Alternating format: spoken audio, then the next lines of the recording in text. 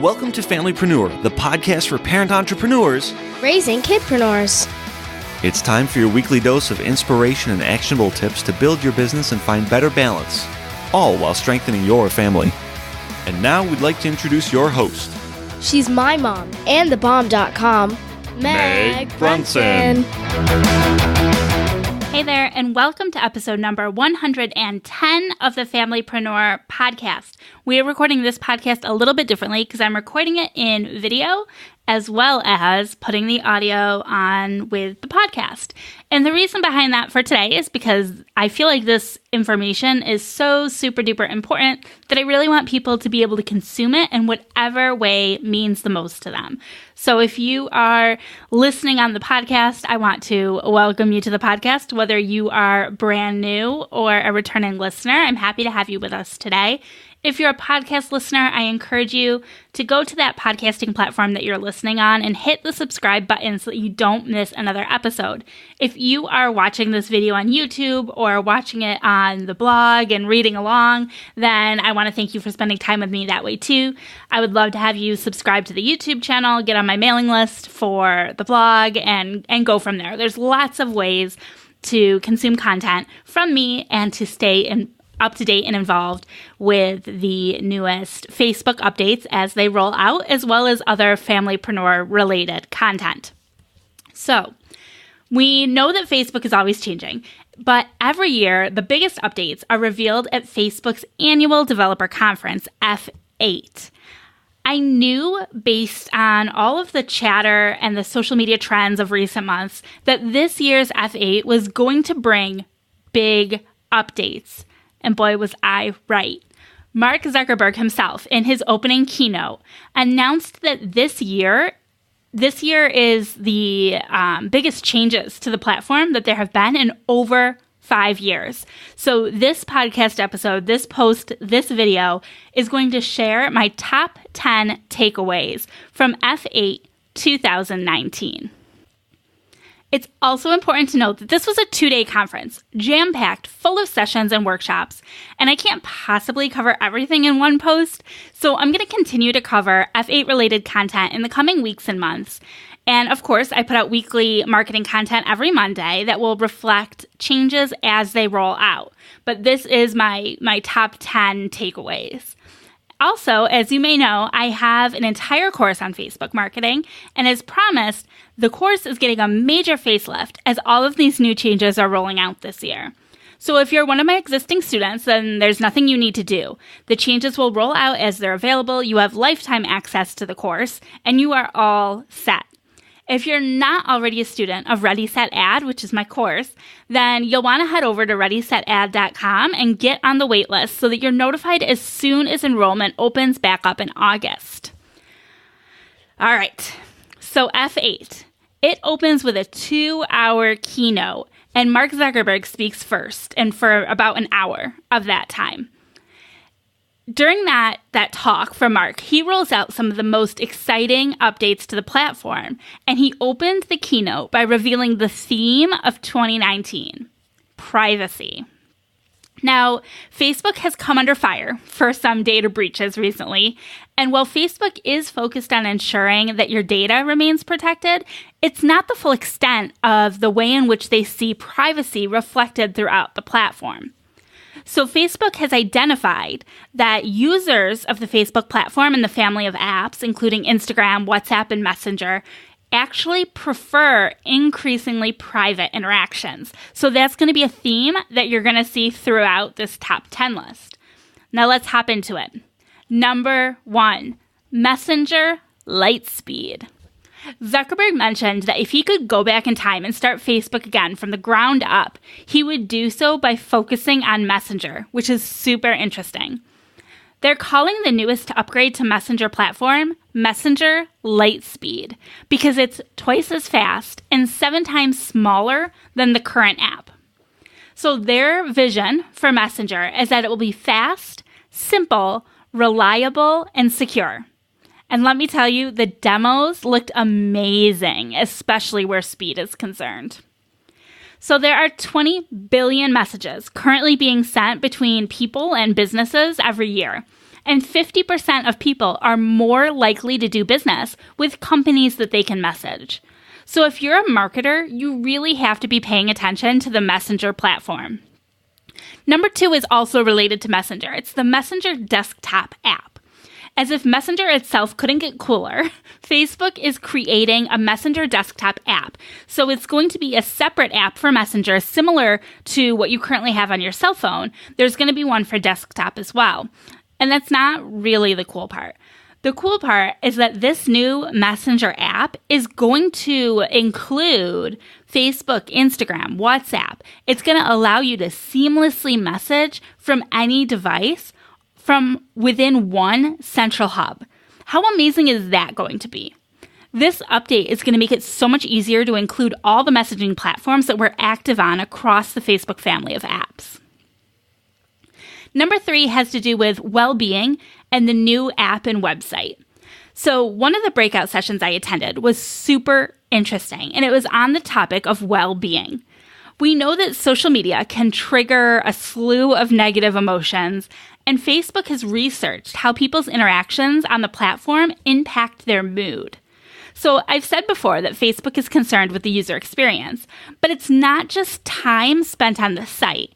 It's actually the user's well-being that is of concern to the platform. So what they found is illustrated in some images that, if you're listening to the podcast, you're going to have to scoot over to the show notes to take a look at. But I will describe the images, what they show. So the first image. The first image is of a chart that shows the reported feelings that people have after they've read 50 or more posts from their acquaintances. So simply reading posts from acquaintances caused a statistically significant increase in negative mood. Now, before I go too much further, let me back it up a bit. The columns on the bar graph are as followed. Number 1, satisfaction with life. Number 2, positive mood. Number 3, social support. 4 is stress. 5 is depression. 6 is negative mood. And 7 is loneliness. So these are the 7 feelings that Facebook has monitored through this research. So when you're reading posts from your acquaintances, simply reading those posts, you actually have a significant increase in negative mood among Facebook users. So that's interesting, number 1. The next thing, when you are receiving comments on your posts from acquaintances on the platform, so when a user posts something and receives 50 comments from acquaintances, they actually report an increase in feelings of social support and a decreased feeling of loneliness. So that's really interesting too, right? That comments result in positive feelings, that feeling of increased social support and decreased loneliness, where just scrolling through acquaintances' posts actually results in an increase in negative mood. Now, they took that comments information and they kind of up-leveled it a bit. They looked at what happens to users when they receive 50 or more comments from close friends. So this is different from the previous stat, which look at acquaintances. This is looking at close friends. So when we shift those comments from acquaintances to close friends, the results are astonishing. Users feel an increase in satisfaction with life, an increase in positive mood, an increase in the feeling of social support, and decreased feelings of loneliness. Okay, so this is some of the data that Facebook has collected, and they're analyzing this data to determine what decisions they should be making as far as the algorithm. So what does this all have to do with the new app and website? Well, from a design perspective, not much. You'll notice a new logo. It's a brighter blue. It's instead of the square, it's a circle, and a lighter interface. The background is much more white. It's like brighter than it used to be. And the reactions, like the likes, ha-has, hearts, they have some additional animation added to them. But on the back end of things, how the algorithm is optimizing, that's where this well-being research is important to keep in mind. So in the intro, I talked about the shift to more private conversations, and this is part of the reasoning behind that. When people feel close to others who are interacting with them, they feel better about themselves. So Facebook wants to provide more of those opportunities, and it's ranking those opportunities higher in the newsfeed. It's also why when it comes to newsfeed rankings, Facebook is favoring meaningful conversations and discussions over other forms of engagement, like liking a post or sharing a post. So now let's move on to number 4. This is a direct quote because I felt like it was powerful enough that we needed a direct quote. Communities as central as friends. So Mark Zuckerberg compared the Facebook of today in the past 5 years to a town square, right? Like if you imagine your timeline, just enough people to fill a Times Square, that's who you're going to see in your timeline. But the Facebook of the future is more like a living room. It's more intimate conversations, more private. So over 400 million people are currently in groups, and Facebook has announced a prioritization of groups in the newsfeed going forward. For this reason, you may have already noticed some additional promotion of groups on Facebook's part as they're trying to encourage users to discover new groups that are a good fit for them because they recognize all that well-being research and know that people will feel that sense of community and social support within groups that are likely to generate those comments and relationships. So this leads me to a question I get asked all the time. Should you have a group for your business? Now, it's been asked of me frequently for years, but now it's being asked even more frequently because people are hearing that Facebook is prioritizing groups, so they're automatically thinking that means I need a group. I want to say that a page is still 100% necessary, and having a business page should always come before having a group. You need that Facebook page in order to advertise and to represent the storefront of your business on the platform. Once you have that element in place, then you can consider starting a group. But remember that participation in groups ran by other people can be just as beneficial as building a group of your own. So I encourage you to do both. Now, the 5th thing on my list is also related to groups. It is some additional group updates. I actually kind of put 2 in 1 here because these are 2 updates that are happening within groups, and each one is kind of specific for the type of groups that are going to be interested in this update. So the first update has to do with health support communities. So these are groups that might be formed around people who have similar health concerns, fibromyalgia support, or cancer support, or something like that. These health support communities are going to gain a button. So where you make your post, you type in your post, and then there's a post button. Right next to that post button, there's going to be a new button that allows you to request anonymity with that post.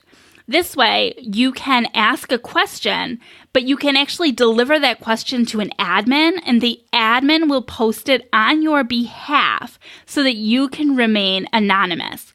I know I see this happening a lot in moms groups that I'm a part of, where a mom will actually send a private message to an admin, request that they make a post, keeping their name out of it so that they can remain anonymous, and then the post gets put through. This is a much more streamlined way to preserve anonymity and will allow the person to get their questions answered without putting their face and their name on blast. So I really like that. I'm not sure how that's going to be rolled out, if it's only going to be in groups that have that type of health support or not. We're going to kind of have to wait and see, because I think that feature can be beneficial in a variety of different groups, not just medically related, moms groups as well, for example. Now, the other group update that's really exciting is that shopping communities. So these are groups that are formed around shopping, whether they're buy-sell trade groups or groups for crafters or groups for clothing sales.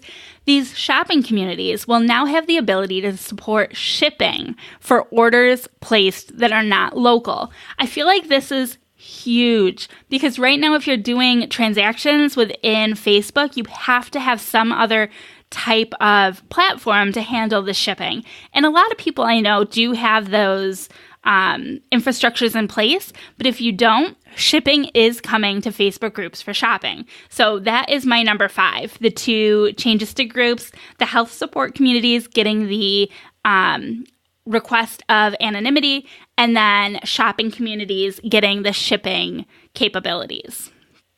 Now let's move into number 6. I'm trying to keep this rolling because some of these updates I know are kind of long. Number 6, I want to talk about stories. Another trend that has remained consistent from last year is the focus on video. This year, the focus is on much shorter video clips, specifically in the form of stories. So stories are big on both Instagram and Facebook, and though stories have been on Instagram since 2016 and on Facebook since 2017, they're still not used or understood by some of the older generations on Facebook. And I use older loosely, as I too fall into that camp, and I'm only in my mid-30s. But stories are here to stay, and they're really important right now. So if you're not using them, it's time to start experimenting, or you're going to get left in the dust because they are taking off. So I'm going to tell you about the updates, and I'm going to give you a couple quick tips if you're not already using stories, just so you kind of know what to expect once you get in there. So for the updates, they are rolling out what's called Create Mode. So this will now allow you to start with a blank canvas and create a story with a solid background instead of photos and videos. They're also rolling out donation stickers. So if you're working with a nonprofit and want to raise money, that's going to be a really solid option for you. Now, if you're not already using stories, here are a couple quick pointers mentioned in one of the breakout sessions on stories. So stories, what they are full screen experiences on either Facebook or Instagram, and they're shot in portrait orientation. So that's vertically. Now, 82.5% of visitors to video-centric websites are holding their phones, their smartphones, in portrait mode. This is just the natural way for people to hold phones, and I feel like video creators really never saw this coming, right? Because televisions, movie screens, they're all horizontal. But now, with people consuming content on the go, it's vertical. And it's also short and succinct. So you want to split your story into multiple scenes, because the top performing story ads, they have these short, succinct scenes. So you're going to want to experiment with fast-paced and bite-sized clips within your stories. Some stats. 50% of people have visited a website to shop for a product or service as a result of seeing it in stories. That's huge. 1 in 2 people. And 31% have physically gone into a store to shop for something after they saw it in stories. Physically gone into a store. That's big. Like, that's love right there, right? Because you can buy almost anything online. Now, 60% of businesses on Instagram stories are using interactive elements monthly. This includes things like polling stickers. We talked about donation stickers as something new that's coming out. Polling stickers are a great way to crowdsource insights or even run contests. When it comes to sticker usage, though, I really want to encourage everybody, and again, this came directly from one of the Instagram story sessions, to use stickers authentically and strategically. They have done a bunch of research, and there's conflicting data about whether the use of stickers in your stories directly influences conversions or not. So the best practice recommendation is to only use them if it's relevant to your message and audience. And I would say don't overdo it, right? Just do what's necessary to get your point, to get your feelings across. And of course, always be testing things. Keep an eye on what your audience is responding to, because that's going to determine what you should be doing going forward. The big takeaway is that you need to play more with stories. Stories is going to be big, it is going to be important, and you need to get used to using it both organically and when you're running ads. Now, number 7, we are going to take the stories, shift a little bit into Instagram and talk about some of those Instagram updates. The biggest announcement surrounding Instagram this year is that they're experimenting with removing likes from the publicly available metrics. So what this means is that you'll be able to go into your analytics and see how many likes the image you posted yesterday received. But you will not be able to go to my Instagram account and see how many likes my images are getting. Now, I'll tell you, this isn't a change that I'm at all worried about. I think overall, it's in the best interest of everybody. First of all, it's important to remember that Instagram is a platform that really caters to the younger generation. I'll tell you, my 11-year-old has classmates who are on Instagram, and I'm friends with one of my friends who has a similarly aged daughter. I'm friends with her daughter on Instagram. So there's a lot of younger kids that are using this platform, and social media is having profound effects on these younger generations who continue to get caught up in social media being a popularity contest, and they're getting bullied. And this one change on the part of Instagram, it's not going to change bullying. It's not going to get rid of it. It's certainly not. But it may help. So Instagram really wants people to worry less about vanity metrics and focus more on building the connections that will really improve everyone's well-being. Their concern about bullying is just a further extension on this overall concern with well-being as well.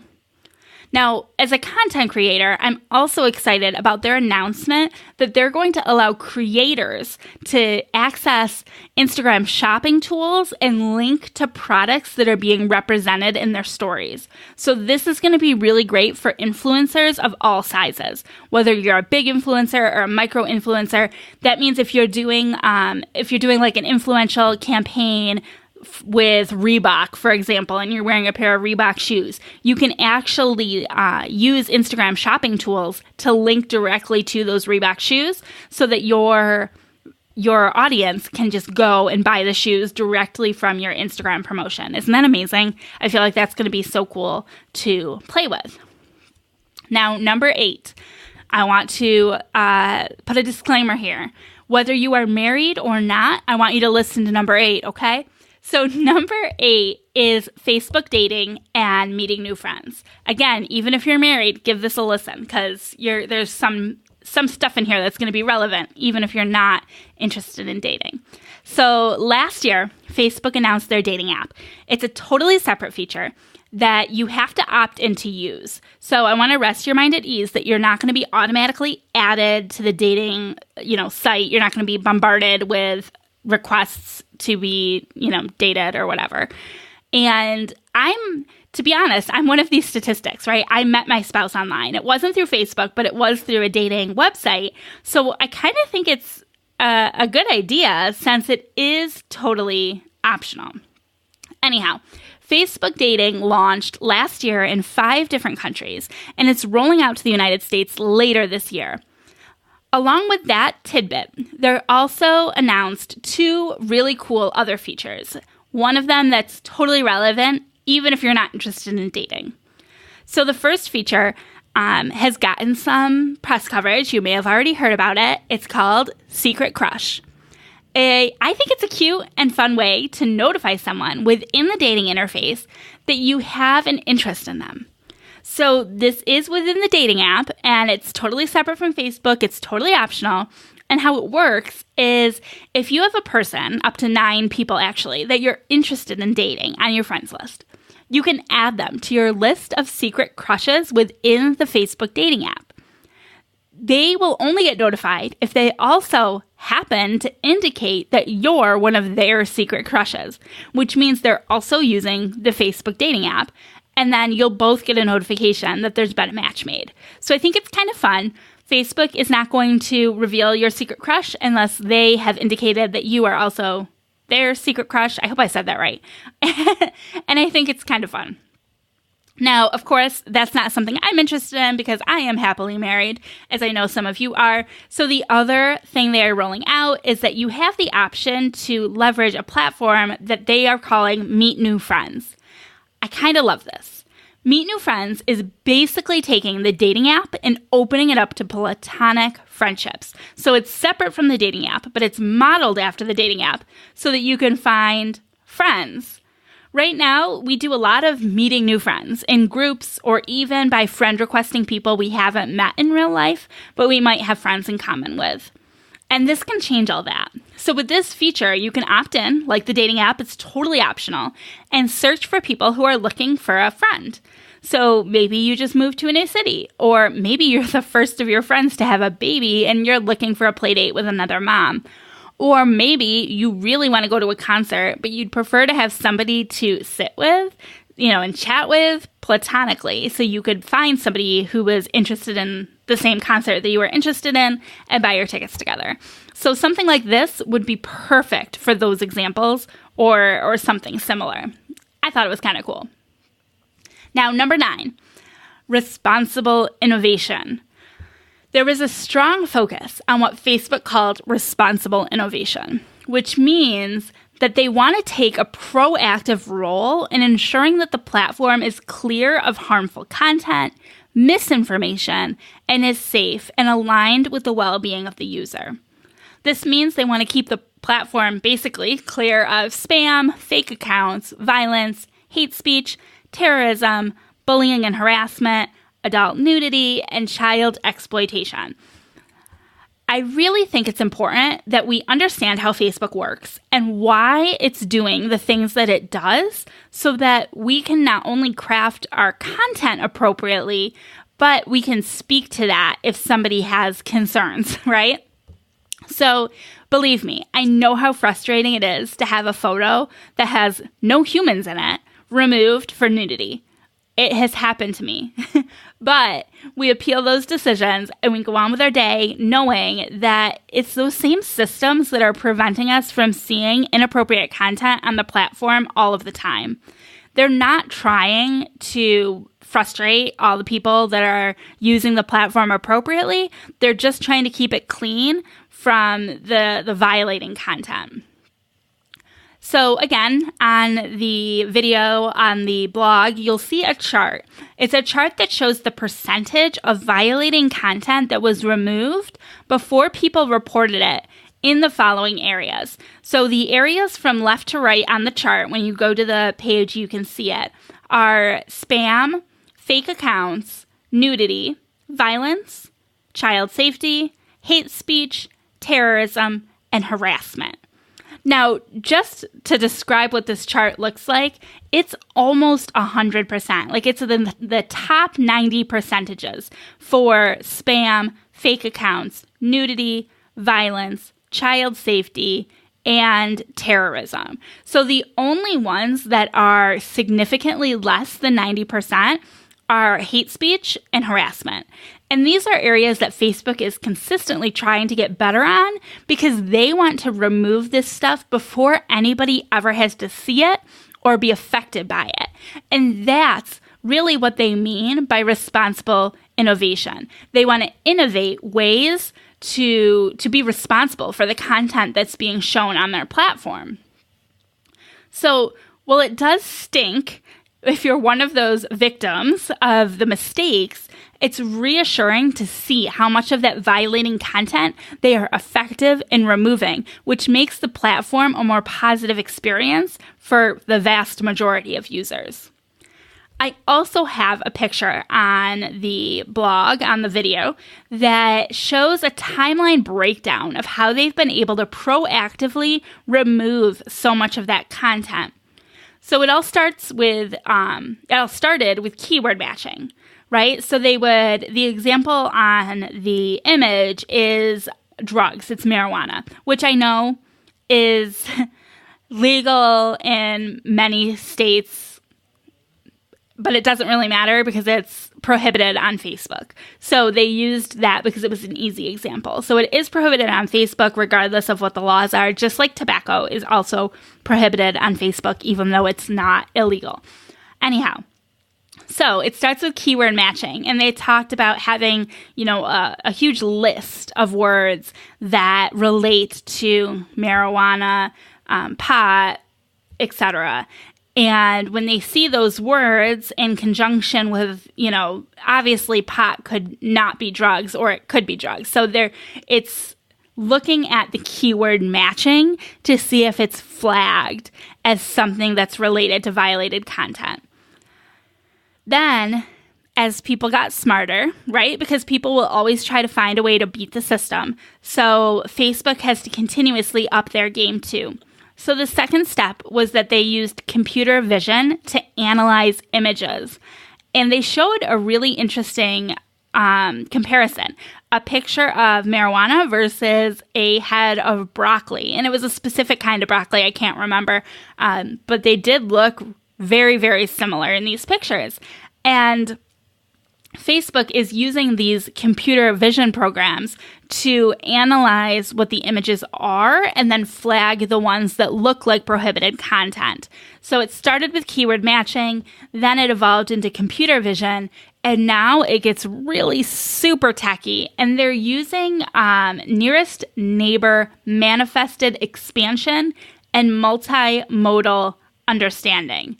I'm going to be honest. It got super techy, and I don't have a really great breakdown of how that has developed, but I will tell you that it has to do with a lot of research and user-generated information, and it includes looking at things like video and audio tracks, so it's really just a constant evolution of Facebook training its system with more and more ways to identify this violating content and get it out of our news feeds, out of the platform before other people see it. Just really interesting to know how that process works. Now, number 10, thanks for sticking with me to the end. This was probably my favorite breakout session because it was super interesting to me. It was about how Facebook uses data for good. So in the beginning of this episode, this video, this post, I talked about the data breaches of the past, which have resulted in a lot of uproar and upset over the amount of data that Facebook has access to and what they're using that data for. Oftentimes, people are fearful that the data is being sold or that it's going into the hands of corrupt people who are going to use it for harm. And while I'm sure that's not Facebook's goal, we do know that hackers exist, and we rely on Facebook to take measures to ensure that our data is secure, which I believe that they are trying to do. But that's a whole other episode. So I want to share a little glimpse into how Facebook is using data from its users for good by teaming up with humanitarian organizations during times of crisis. So Facebook has created what they call disaster maps. These serve to leverage the data that Facebook has in order to answer 4 important questions in times of crisis. 1, what areas are affected? 2, where are people evacuating to and from? 3, where has power and connectivity been disrupted? And 4, where have displaced people settled? Right? So those are 4 really important questions whenever there is any sort of disaster or crisis. So Facebook is able to provide this data because it's so big and it has such a strong user base throughout the world. At the conference, they actually revealed that 71% of the global internet population is using the Facebook family of apps in some way. That's astonishing to me. That's huge. So here is how some of that data is used through disaster maps. I have 3 examples of different types of disaster maps, including a picture of the maps and a breakdown of what they do and how they're helpful. So if you want to see those pictures, again, head over to the show notes, head to YouTube, watch the video, read the blog, however you prefer to consume that visual content. But I will describe it for you now. So the first is a Facebook population map. So what this is they're able to show you where people are signing in to Facebook. And the picture that I have as an example is an example from the Camp Fire that affected Paradise, California in 2018. So the picture on the left is the day before the Camp Fire, and you'll notice that most of the area is yellow because that's kind of the average, the general expectation. Blue, however, represents large decreases in Facebook population, and red represents large increases in the Facebook population. So in the example I have, you can see that in the second image, the image that happened after the campfire, there was a huge, like a blue spot all around Paradise because people were not signing in there, and they normally do. So it was a huge decrease in Facebook population in that area. And you see red spots surrounding Chico and Oroville, which are two other California cities, I hope I'm saying them right, that are kind of nearby to Paradise. So with those red areas, you can see that that's where people are signing into Facebook, like there's an increase in Facebook population more than normal. So by this map alone, you might start to hypothesize that people from Paradise are going to those two cities in order to escape the fires, right? Well, it doesn't end there because Facebook also has what's called movement maps, and these are super interesting too. So the movement maps allow us to better understand the trends that are identified in that population map because they're able to not only look at where people are signing on, but they're able to look at like the profiles, right? So they're able to see that people who normally signed on in Paradise are now signing on in Chico, for example. And that's exactly what this map shows. Is that the thickest line, the most movement from Paradise is actually to Chico.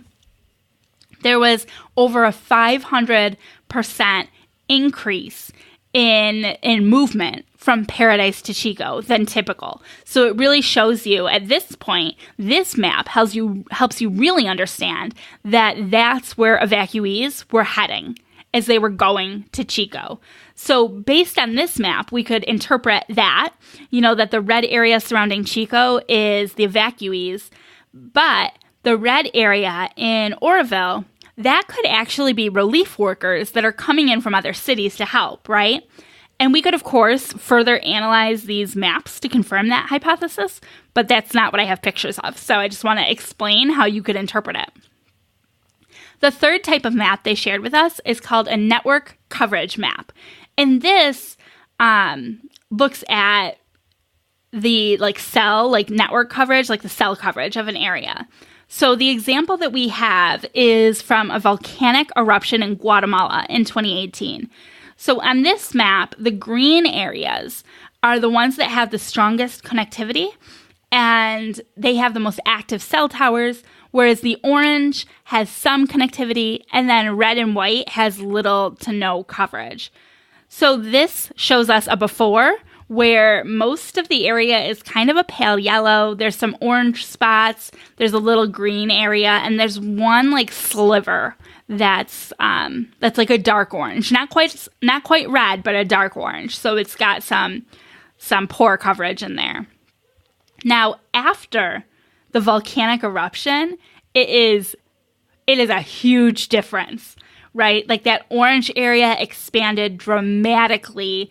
The dark orange expanded. There's now a dark red, and there are white patches where there's absolutely little to no connectivity at all. So that is important to know. Now, why? How do humanitarian organizations use this information? They use it in two ways. First, they use this to see who lost coverage.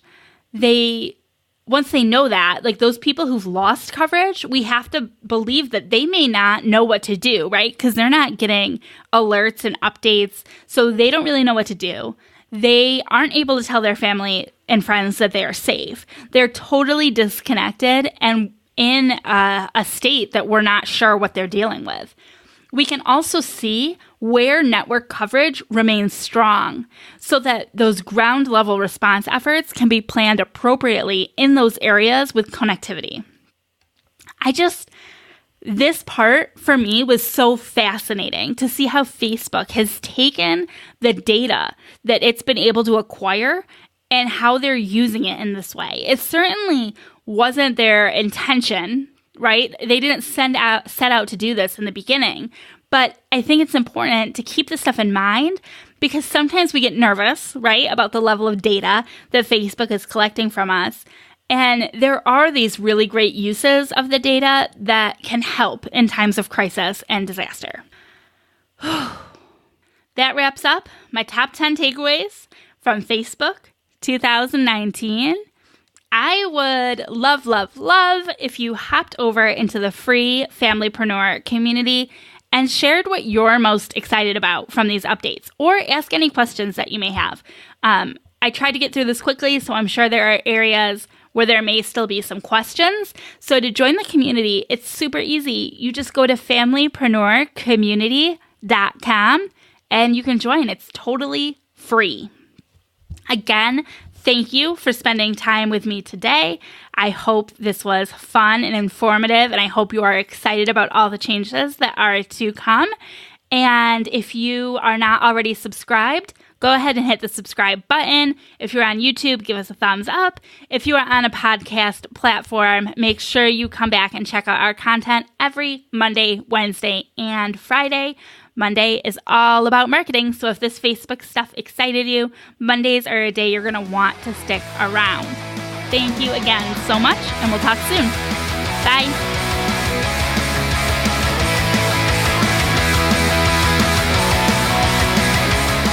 Do us a favor. Share this podcast with a friend who is also building a business and raising a family. It's like my mom always says, sharing is caring.